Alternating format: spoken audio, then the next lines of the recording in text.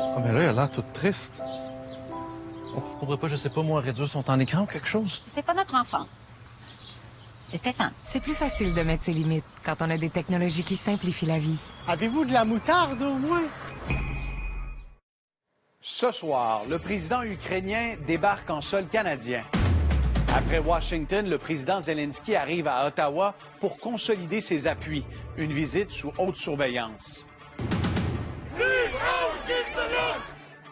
Climat de haute tension sur l'identité de genre, le premier ministre tente de calmer le jeu. Il faut être capable de faire ce débat-là sans s'insulter. Un enfant sur 5 fait l'objet d'un signalement à la DPJ au Québec. La pression est forte pour recruter des familles d'accueil. Je pense que c'est la plus belle chose qu'on peut faire pour aider ces petits-enfants-là. Ils nous apportent tellement.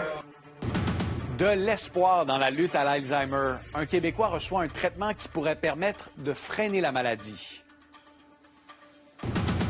Je me retire en paix, avec plein d'autres beaux projets. Laurent Duvernay-Tardif tire un trait sur la NFL. Le gagnant du Super Bowl va consacrer tout son temps à la médecine.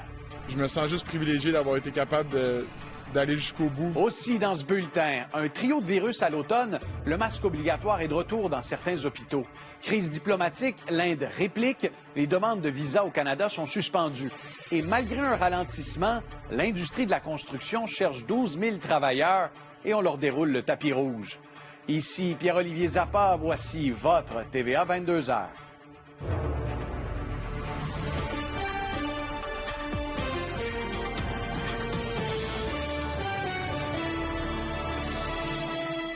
Bon jeudi soir tout le monde. On accueille de la grande visite ce soir. Le président ukrainien Volodymyr Zelensky arrive en sol canadien avec en poche quelques promesses et surtout beaucoup d'espoir. Encore une fois, il a pu constater l'appui sans faille du président Biden qui ferme cependant la porte aux missiles longue portée tant souhaités par Kyiv. Et de passage chez nous, il va pouvoir en profiter pour renouveler ses demandes et rencontrer des gens d'affaires. Olivier, ce sera d'ailleurs une journée très chargée.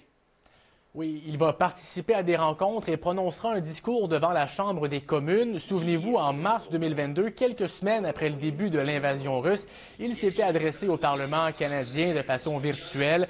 Il avait entre autres expliqué aux parlementaires comment les Ukrainiens vivaient cette guerre. Il avait reçu une longue ovation. Mais demain, Pierre-Olivier, ce sera en personne. Il doit aussi rencontrer la gouverneure générale, le premier ministre et il y aura une conférence de presse. Il se rendra par la suite à Toronto. Et il voudra à nouveau sensibiliser les Canadiens à l'importance de maintenir le soutien au moment où la guerre s'étire. C'est sur le long terme, une guerre d'usure, ça coûte cher. Le Canada a déjà fourni pour plus de 7 milliards en aide humanitaire, militaire et financière. Et Justin Trudeau a indiqué aujourd'hui qu'il demeurait encore aux côtés de l'Ukraine. Le Canada va continuer de soutenir l'Ukraine aussi longtemps qu'il le faudra. Et on va toujours te tenir debout pour défendre la primauté du droit et l'ordre international fondé sur les règles. Et Olivier, il y a toute une logistique derrière cette visite. Oui, d'ailleurs, les préparatifs sont déjà en cours. Vous le verrez sur les images. La sécurité entourant les déplacements du président Zelensky sera assurée par les GRC en collaboration avec les équipes du président ukrainien. Il y a déjà eu du repérage de faits, des trajets alternatifs d'établis s'il devait y avoir un enjeu. Bref, on ne laisse rien au hasard. Malheureusement, on est en état de guerre avec l'Ukraine. L'Ukraine est menacée par des agents russes qui sont ici en poste au Canada et qui pourraient vouloir faire un attentat direct contre le président lors de sa visite. Alors, dans cette perspective-là, je pense qu'il est sage pour les autorités canadiennes de garder le flou, effectivement. Et Pierre-Olivier, M. Gino Katsuya qui dit « En sécurité, on doit faire attention aux angles morts et voyager à l'étranger peut devenir un angle mort. » Merci Olivier. Bonne fin de soirée. On va en discuter avec Emmanuel Latraverse. Bonsoir Emmanuel. Bonsoir. Pour Volodymyr Zelensky, c'est une visite au Canada qui s'annonce peut-être plus facile que celle aux États-Unis. Certainement, parce que l'opinion publique n'est pas la même. Il n'y a pas le même niveau de fatigue, je dirais. Il n'y a pas la même résistance face au coût de la guerre en Ukraine, au Canada, qu'il y a aux États-Unis. Ouais. Puis, en termes d'appui politique, pour l'instant, l'unité demeure très forte. Puis, il y a une réalité purement électoraliste à ça, c'est que au Canada, c'est la plus grande diaspora ukrainienne dans le monde à l'extérieur de la Russie. Donc, le gouvernement, les politiciens ici sont vraiment interpellés par une part très concrète de leur électorat. Donc, ça change tout le paysage. Monsieur Zelensky a besoin de plaider le message, de rappeler aux Canadiens que c'est important d'appuyer cette guerre-là, malgré la crise du coût de la vie, malgré la fatigue, mais il n'est pas en terrain hostile, je dirais, comme il l'a été dans certaines de ses rencontres à Washington aujourd'hui. Et il sera au Parlement canadien demain. Qu'est-ce que le Canada a à offrir aux Ukrainiens? C'est sûr que quand on compare ce que le Canada met par rapport aux États-Unis, ça a l'air de rien. Le Canada a mis sur la table quand même 500 millions de plus d'aide militaire en juin dernier. Donc, on peut s'attendre demain à avoir une nouvelle annonce, des nouveaux détails, etc. Il ne faut pas oublier que là-dedans, l'Ukraine, M. Zelensky, par exemple, demain, va à Toronto rencontrer des gens d'affaires. On dit pourquoi? Pourquoi? Ouais. Bien, parce qu'à un moment donné, il va falloir leur construire ce pays-là. Puis c'est pas seulement des dons des pays amis, ça va prendre des investissements privés. Donc, il y a tout un effort aussi qui commence à se préparer sur ce front-là. L'aide du Canada aussi, elle est très importante au niveau des institutions démocratiques. Tu peux pas faire venir des investissements privés si dans un pays en chaos, avec la corruption. Corrompu et tout le reste. Puis aussi sur le front du déminage, qui est un enjeu dont on parle très peu, mais le Canada a une immense expertise là-dessus. Donc, ce sera intéressant de voir demain lequel de ces éléments-là va ressortir. Mais c'est clair que l'aide du Canada dépasse largement la question des munitions, des blindés, etc. là. Emmanuel, à demain. Au revoir. Merci.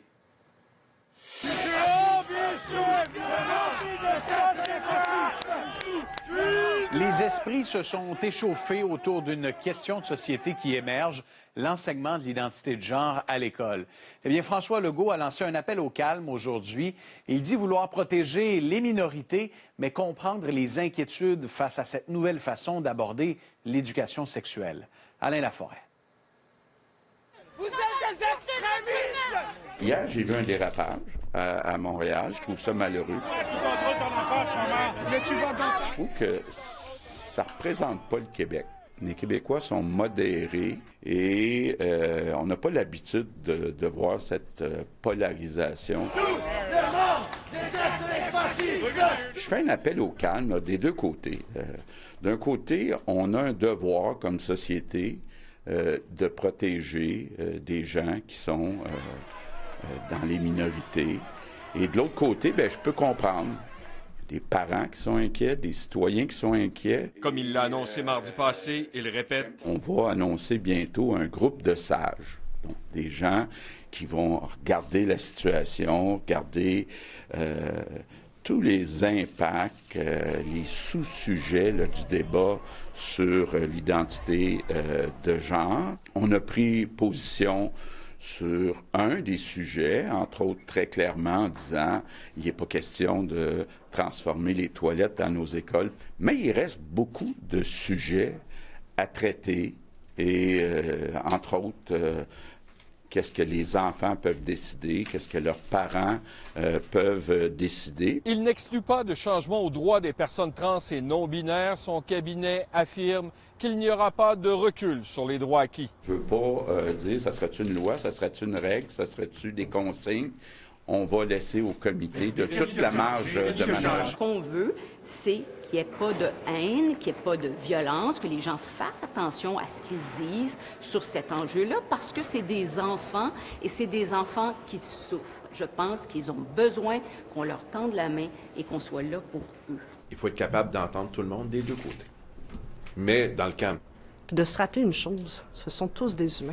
Ils ont besoin d'une société bienveillante qui les entoure et qui les accompagne dans leurs défis. De façon unanime, les députés ont réaffirmé. Le fait d'exposer des enfants à la différence contribue à faire du Québec un exemple de l'égalité et de l'équité pour les communautés de la pluralité de genre à travers le monde. Je me sens une responsabilité comme premier ministre là, d'être un rempart contre les extrêmes. Alain Laforêt, TVA Nouvelle, Québec.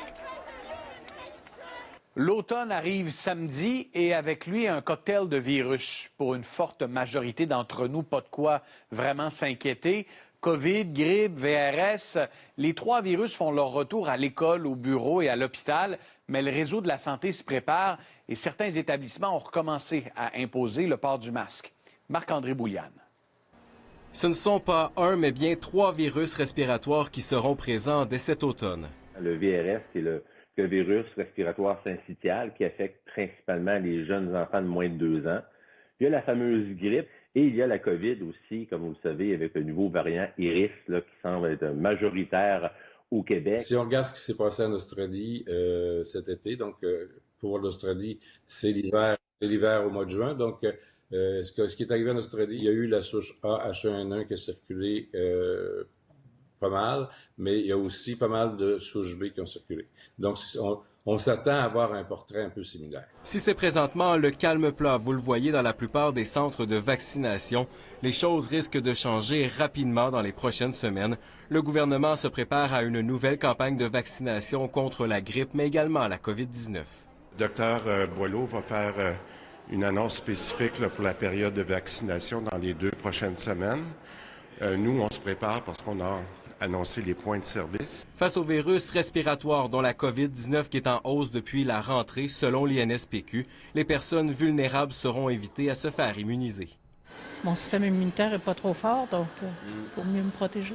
J'ai déjà eu 3 vaccins, donc je me dis que maintenant, les vaccins, ça va faire là. Comme l'année passée, j'avais été pour la COVID. Un trio de virus qui pourrait venir compliquer la situation dans les hôpitaux. Ce qu'il faut éviter, c'est que ça crée un rush, si vous voulez, au niveau des hôpitaux, qui reste toujours la pierre angulaire dans une forme d'infection respiratoire comme ça là, durant l'hiver. D'ailleurs, certains centres de santé, comme le CIUS de l'Estrie, ont pris la décision de rendre le port du masque obligatoire pour le personnel et les visiteurs, mais pas pour les usagers.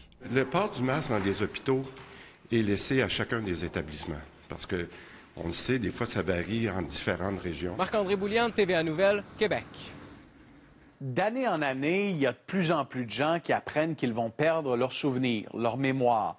L'Alzheimer affecte plus de 125 000 Québécois et on sait que l'hérédité peut jouer un rôle. Mais il y a de l'espoir, beaucoup d'espoir, un nouveau traitement très prometteur qui pourrait freiner le développement de la maladie.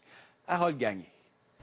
Dans quelques instants, ce jeune homme qui préfère ne pas être identifié sera le premier au Québec à recevoir un médicament approuvé il y a quelques mois seulement aux États-Unis pour éviter de développer la maladie d'Alzheimer. Assurément que ce participant-là, s'il n'est pas traité, va développer la maladie d'Alzheimer, puis va éventuellement avoir toutes les complications associées à la maladie d'Alzheimer sévère. Différents tests ont démontré qu'il a une mutation génétique. La forme génétique causée par des mutations, elle est très rare, c'est moins de 3 % de la population. Il risque d'en être atteint, comme son père, qui a eu les premiers symptômes à l'âge de 40 ans et qui en est mort à 52 ans.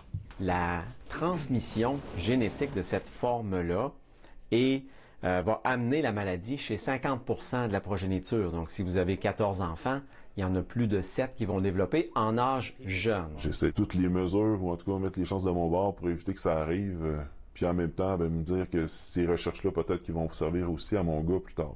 Il a déjà des symptômes. C'est par exemple des oublis, des pertes dans l'espace, dans le temps, d'être un peu mêlé. C'est rien encore de très, très visible pour tout le monde. Son cerveau contient 2 protéines anormales, des amyloïdes et la protéine Tau. C'est la première fois dans le monde qu'on attaque la maladie d'Alzheimer en vertu de ces 2 protéines anormales principales. Il recevra des perfusions 2 fois par mois. C'est un médicament qui, aux États-Unis, coûte 26 500 US par année. C'est vraiment le lecanemab, donc, qui va être administré dans le cadre d'une perfusion sur 1 heure. Pendant une période, il va être sous ce traitement-là, qui est le traitement approuvé actuellement aux États-Unis. Et puis, dans 24 semaines, ce participant-là va commencer en double thérapie un médicament contre la protéine Tau. Il sera suivi de très près, car il y a des risques, entre autres, d'hémorragie cérébrale. Le patient va être soumis à des tests de mémoire, des tests des fonctions exécutives.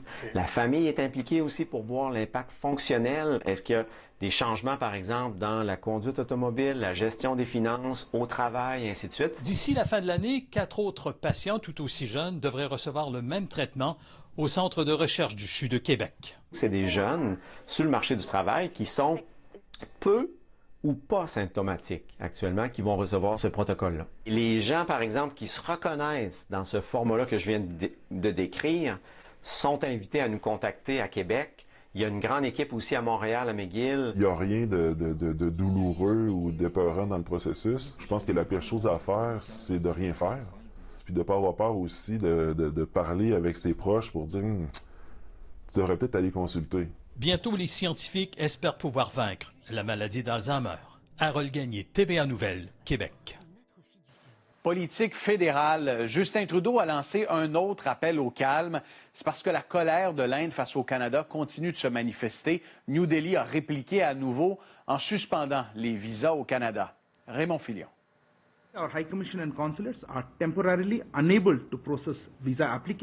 Le gouvernement indien ferme la porte aux Canadiens. Depuis mercredi, le traitement des visas est suspendu jusqu'à nouvel ordre, peut-on lire sur le site Web. Un gros coup diplomatique qui survient après que Justin Trudeau ait déclaré lundi que l'Inde a peut-être commandité le meurtre de ce citoyen canadien il y a 3 mois en Colombie-Britannique. Après 3 jours déjà, on voit qu'on coupe les visas, donc c'est majeur dans le conflit actuel, je dirais. Conséquence, les nombreux gens d'affaires canadiens qui brassent des affaires dans le pays le plus populeux de la planète ne peuvent plus obtenir de visa pour se rendre en Inde. C'est un irritant majeur. L'inquiétude viendrait que ça va continuer à se détériorer. On ne le sait pas. On présume que tout le monde a compris là, à Ottawa que ça n'a pas de sens. Il faut baisser la pression. De passage à New York, Justin Trudeau y est justement allé d'un autre appel au calme, évitant soigneusement les questions sur une possible riposte du Canada. Il n'y a aucun doute que l'Inde est un pays important et d'une importance croissante dans le monde. Et nous ne cherchons pas à provoquer ou à causer des différends. Le premier ministre maintient toutefois que les allégations d'une implication indienne dans le meurtre de Hardeep Singh Nijjar sont crédibles. Selon cette spécialiste, d'autres représailles de New Delhi sont probables. Surtout que l'Inde va en élection l'année prochaine. C'est sûr que le premier ministre va vouloir satisfaire sa population. Et en ce moment, les Indiens et les Indiennes n'ont pas le Canada, disons, dans leur cœur. Et Raymond, la GRC enquête sur le décès d'un homme en Colombie-Britannique. Il aurait été menacé par la Chine. Oui, c'est ce que rapporte le réseau de télévision Global. On parle d'un homme de 57 ans, Wei Hu, qui est décédé en Colombie-Britannique en juillet 2021. Les autorités avaient d'abord cru à un suicide. Or, la GRC a maintenant, semble-t-il, ouvert une enquête après qu'un témoin ait affirmé que cet homme, M. Wei Hu, avait reçu des menaces et avait été victime d'intimidation de la part du Parti communiste chinois. Alors, c'est une autre histoire à suivre, Pierre-Olivier. Merci, Raymond. Je vous en prie. Que vous habitiez à Montréal ou que vous la visitiez de temps en temps, vous êtes au courant que trouver du stationnement, c'est pas souvent facile. Ça soulève la grogne et Kevin, des résidents ont manifesté ce soir. Ils disent que c'est contre la multiplication des pistes cyclables parce qu'ils ne peuvent même pas stationner leur véhicule.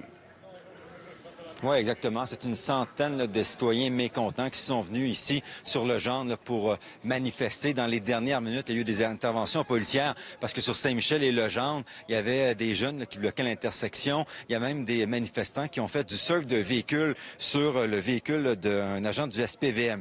Donc, les manifestants en ont compte de nouvelles pistes cyclables dans les différentes rues de ce secteur. Pourquoi? Parce que ça fait en sorte qu'ils ont perdu une centaine de stationnements. Résultat, ils me disent que c'est chaotique l'après-midi pour tenter de se trouver un endroit pour se stationner. C'est la course pour s'en trouver un à tous les jours. Souvent, ils doivent faire de longues marches de l'auto à la maison et ce n'est pas commode en revenant de l'épicerie. Voici quelques manifestants. On n'est aucunement contre les vélos. Sécurité pour tout le monde. Sauf que nous, les gens qui sont des automobilistes, qui sont là par nécessité, non pas par le choix, on a besoin de stationnement. On a des enfants, on travaille, on a besoin de stationner, surtout l'hiver qui arrive. Où est-ce qu'on va stationner? Ici, c'est à 2 sens, puis la rue Louvain. Ils ont fait 2 pistes cyclables. On a perdu au-dessus de 300 stationnements. Que ce soit les plombiers, électriciens, tu veux te rendre chez un client, il n'y a pas de place pour stationner. Qu'est-ce que tu fais? Tu perds un contrat. Ça, c'est un exemple parmi tant d'autres. Fait que sans avertir les citoyens, en plus, là, faire des pistes cyclables demain, sans avertir le monde, on appelle ça de l'antidémocratie. Il y aura un conseil d'arrondissement le 3 octobre prochain. Ils seront nombreux sur place pour se faire entendre. La mairesse de l'arrondissement, Laurence Lavigne-Lalonde, a dit au Journal de Montréal qu'il n'était pas question de retirer les projets. Merci, Kevin. Vous allez continuer de surveiller ça parce qu'on voit que la présence policière, elle est assez intense. Oui, au revoir. Dans un instant, tout le monde. L'industrie de la construction fait face à un manque criant de main-d'œuvre. Des entrepreneurs sont prêts à tout pour attirer et surtout garder les employés. À tout de suite. Ce sous-titrage vous est présenté par l'événement Beauté Plus de Pharmaprix. Profitez de plus de points, plus de marques, plus de beauté jusqu'au 6 octobre chez Pharmaprix.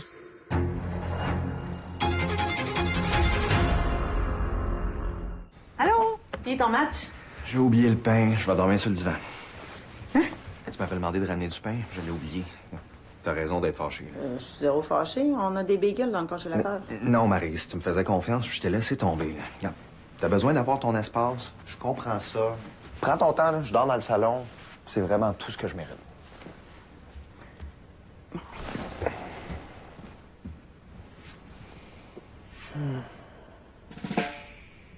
Chez Club Piscine, notre plus grand solde de spa de l'année bat son plein. Économisez jusqu'à 2000 $ sur les spas jacuzzi et solstice en inventaire et obtenez un taux de financement avantageux de seulement 4,99 %. Idéal pour enfin relaxer cet automne. Il y a toujours quelque chose qui arrive quelque part. Heureusement, il y a Assurance Auto et Habitation. Il y a toujours quelque chose qui arrive quelque part. Heureusement, il y a Assurance Auto et Habitation. Tout ce que nous voulons, c'est vivre en paix. Ceci est un combat pour la survie de notre existence. Ceux qui auront l'enfant gagneront la guerre. Ils viennent me chercher.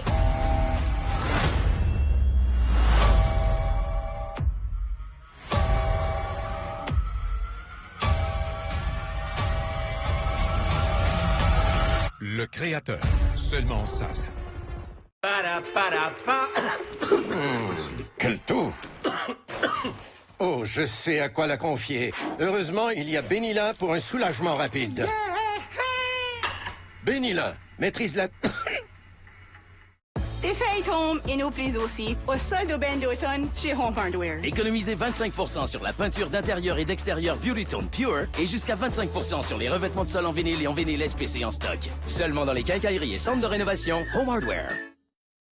Construire un terrain de basket, une salle de spectacle, des aires de jeu, c'est le pari qu'a fait une entreprise de construction pour attirer des employés et les garder le plus longtemps possible. Parce que les travailleurs, on le sait, se font rares et les besoins sont énormes. Andy Saint-André. Une industrie qui emploie 200 000 travailleurs uniquement au Québec. Les défis auxquels elle est confrontée sont majeurs. Il y a l'inflation, la hausse des taux d'intérêt, mais aussi la pénurie de main-d'œuvre. Il manque en ce moment près de 12 000 travailleurs dans l'industrie de la construction. Ce sont les dernières statistiques de Statistique Canada au deuxième trimestre de 2023. François Legault n'aura d'ailleurs pas une occasion d'en parler. On va avoir besoin de beaucoup de monde. Si les secteurs institutionnels, commercial et industriels performent plutôt bien dans les circonstances, on se dirige encore une fois vers une année de pas loin de 200 millions d'heures travaillées. Le résidentiel, lui, est en chute libre. On se dirige actuellement vers une baisse de 43 % des mises en chantier par rapport à 2022. Ça serait la chute la plus importante qu'on n'a jamais connue depuis que les données sont colligées par la SCHL. Avec une baisse de 2 % des mises en chantier résidentielles le mois dernier, si on compare à août 2022, le Québec vient d'enregistrer un 14e recul au cours des 15 derniers mois. C'est dans ce contexte que le ministre du Travail, Jean Boulet, s'apprête au cours des prochaines semaines à déposer une importante réforme qui passera entre autres par un décloisonnement des métiers. Tout ça afin d'augmenter la productivité et donc de livrer la marchandise. Le gouvernement a une occasion en or de moderniser le régime, de le rendre plus efficace. Justement, parlant de main-d'œuvre, des entreprises sortent l'artillerie lourde pour la retenir et en attirer, comme ici, à Salaberry de Valleyfield.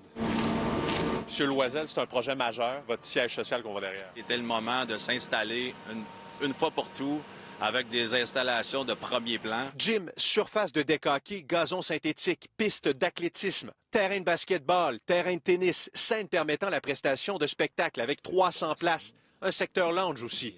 L'entreprise met le paquet. Il y a toujours une menace environnante qu'on peut perdre quelqu'un, un autre.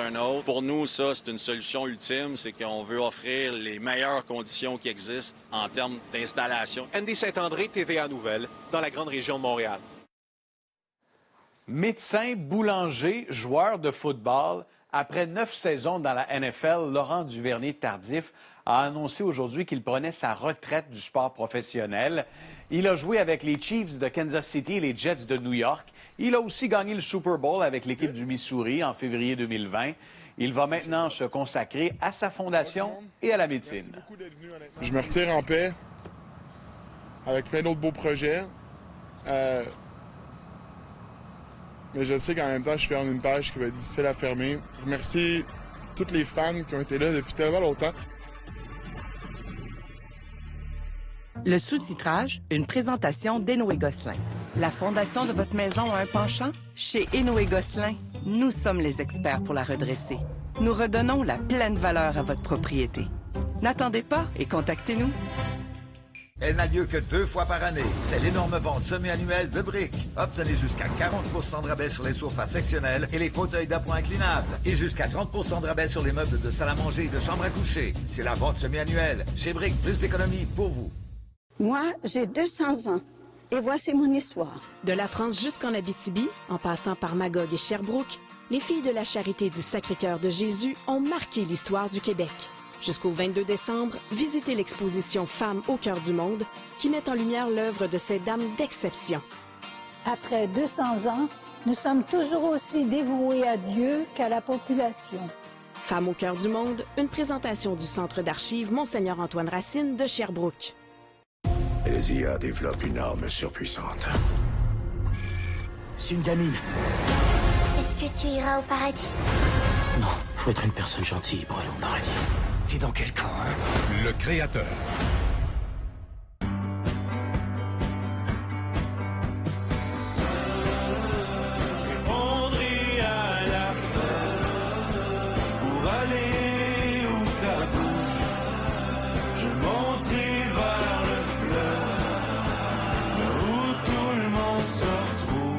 Choisis l'Auto-Québec. Il y a des retombées à la grandeur de la province et 100% des profits sont remis aux Québécois.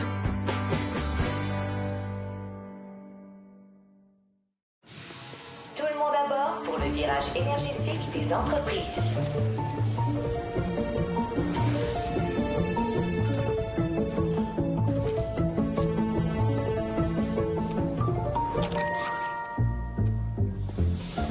L'an dernier, des centaines d'entreprises ont économisé suffisamment d'électricité pour alimenter plus de 23 000 foyers. Prenons ensemble le virage pour réduire notre consommation d'électricité et décarboner le Québec.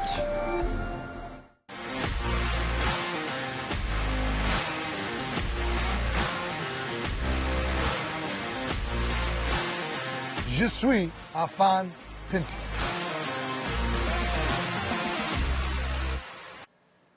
Au Québec, 20 de nos enfants font l'objet d'un signalement à la DPJ, la Direction de la protection de la jeunesse. Et il y a un enfant sur 20 qui va aller en famille d'accueil. C'est le constat d'un rapport qui fait peur, mais qui démontre bien la pression sur le réseau de la DPJ. Vanessa Limoges. Qu'est-ce que vous sentez que vous apportez à ces enfants-là? De l'amour à profusion.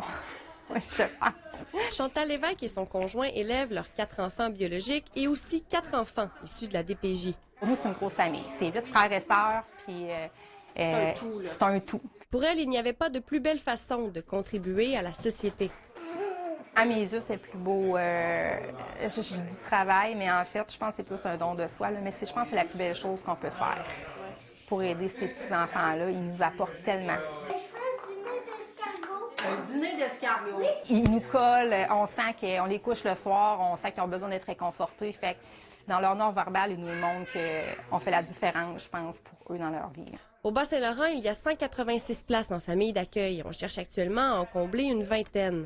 C'est des besoins importants, effectivement. Puisque les places disponibles se font rares, la DPJ est forcée de déraciner des jeunes. Les enfants se promènent malheureusement sur le territoire, que c'est déracinement d'école, déracinement de réseau social, c'est des temps de transport importants pour visiter les parents, quoi que ce soit, là, que ça arrive. Puis c'est ça qu'on veut éviter le plus possible. Ces enfants-là, ils arrivent avec quelques effets personnels dans leur sac, souvent rien. Mais mon Dieu, que le sac à dos, il est plein de bagages émotionnels puis de choses qu'eux mêmes ne sont pas capables de s'en rendre compte. Et la pression sur le réseau est forte, alors qu'on observe une hausse des signalements depuis avril dernier dans la région. Ça fait plus d'enfants. On se rappelle qu'on retient à peu près un signalement sur 3. On évalue 1 sur 2. Une récente étude révèle même qu'un jeune Québécois sur 5 est signalé à la DPJ avant d'atteindre la majorité. 1 sur 20 se retrouve en famille d'accueil pour une période indéterminée. C'est assez bouleversant. C'est préoccupant. T'sais, on a quand même beaucoup de mesures qui sont là, mais je pense que c'est peut-être le volet de cibler la bonne clientèle ou d'aller plus loin parfois dans l'offre de services auprès de la clientèle vulnérable. Ouais. Et alors qu'on se demande qu'est-ce qui doit être fait pour améliorer ces statistiques, on doit aussi redoubler d'efforts pour maintenir à flot le réseau de la DPJ, où les nouvelles familles d'accueil sont plus que bienvenues. S'il y en a qui pensent, là, faites les démarches, allez à la première rencontre d'information, parce que vaut mieux dire « non, je pense que c'est pas fait pour moi » que d'avoir toujours cette idée-là en tête, puis j'aurais donc... Vanessa Limoges, TVA Nouvelle, Rimouski. Présentement, chez Tanguay, on paie les 2 taxes sur le mobilier et les articles de déco. Ah, comme quoi? Tout ce qui est divan-lit, petite table, grande table. Parfait, merci. Et on paie les taxes sur les matelas. Concrètement, c'est quoi? Des matelas. OK, ouais, je comprends. Je suis contente de t'avoir vu. C'est pour moi. Oh. Je te fais un virement pour la moitié. Pas question, reprends-le. Prends-le. J'insiste. Moi, j'insiste. À la TD, on sait que les bons comptes font les bons amis. Alors commencez par ouvrir un compte chèque TD admissible pour profiter d'opérations illimitées et recevez jusqu'à 450 $. OK, oui. On peut jouer à ça pendant longtemps. Très longtemps. Ça, c'est de l'aide qui aide vraiment. TD, on est prêt pour vous. Les envies de fumer peuvent se pointer à tout moment. Apprenez à les gérer une à la fois avec l'accompagnement personnalisé de J'arrête. 3 services confidentiels et gratuits pour arrêter de fumer. Elzia développe une arme surpuissante. C'est une gamine. Est-ce que tu iras au paradis? Non, faut être une personne gentille pour aller au paradis. T'es dans quel camp, hein? Le Créateur. Aujourd'hui, Michel, notre héroïne, est allée faire un tour chez sa mère, a pratiqué la conduite avec son fils, a défendu un collègue et s'est rendue à la pharmacie pour se protéger contre la pneumonie à pneumocoque avec le vaccin Prevnar 20. Michel sait que c'est une grave infection pulmonaire qui pose un risque accru chez les 50 ans et plus et qui peut vous mener à l'hôpital. Oui, même les héroïnes devraient penser à une protection. Informez-vous sur Prevnar 20 dès aujourd'hui et aidez à vous protéger contre la pneumonie à pneumocoque. Fermez la porte et profitez d'un espace à vous. Quand on se déplace, ce n'est pas seulement la destination, c'est aussi l'expérience de voyage. Avec Emirates, voyagez mieux. Le lait d'ici est produit en contribuant à la biodiversité et en visant la carboneutralité. Moi, je bois mon lait en visant ma bouche. Puis regarde mon pyjama. Qu'est-ce qui me dit que t'es meilleur? Tout est expliqué sur notre site web. J'ai pas le droit aux écrans. Bon point. Présentement, chez Tanguay, on paie les 2 taxes à l'achat de 2 électrodes de cuisine ou plus de même marque. Ah, avez-vous des exemples? Certains. Frigo-four, four lave-vaisselle, lave-vaisselle-frigo, frigo-frigo. En voulez-vous d'autres? C'est bon, merci. Mon amour, t'aurais-tu vu où la tondeuse? Stéphane, le voisin, l'a jamais ramené. Ah, puis se fait-tu encore du barbecue sur notre barbecue? Hey! Je sais qu'il est sur notre Wi-Fi aussi, tant qu'à faire. Oui, je le déconnecte. Ah, ben là, il a l'air tout triste. On pourrait pas, je sais pas, moi, réduire son temps d'écran ou quelque chose? C'est pas notre enfant. C'est Stéphane. C'est plus facile de mettre ses limites quand on a des technologies qui simplifient la vie. Avez-vous de la moutarde au moins? Où que vous alliez, il vous y amènera.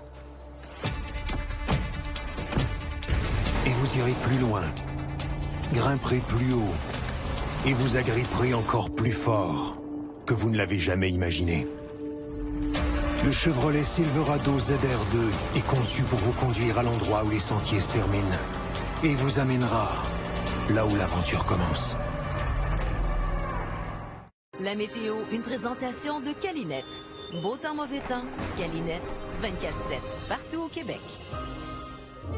Colette, on sort la veste de laine, les soirées sont fraîches. Oui, et on la retire durant le jour, parce que vraiment, avec le soleil, c'est très, très agréable. On a de bonnes nouvelles pour les prochains jours. Il y a ce petit creux qui va traverser le Québec, là, assez rapidement, samedi. Il pourrait y avoir un débordement nuageux, tout au plus quelques gouttelettes de pluie sur certains secteurs. Mais avant samedi, regardez ce que nous réservent les prévisions. De très bonnes nouvelles. Ça va grimper jusqu'à 24 degrés, donc entre 20 et 24 degrés, 15 et 19 sur l'est de la province.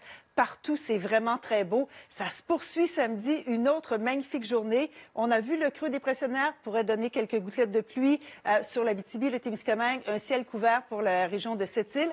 La tendance à long terme, écoutez, s'il n'y a pas de changement, jusqu'à dimanche, on a vraiment de bonnes nouvelles. Et dans la région de Québec, ce sera sensiblement la même chose. Donc, d'excellentes nouvelles pour la fin de semaine. On se croise les doigts. Merci, Colette. Au revoir. Et merci à vous d'être là pour qu'on vive l'actualité ensemble. Je vous dis bonne nuit tout le monde. À demain. Soyez prudents.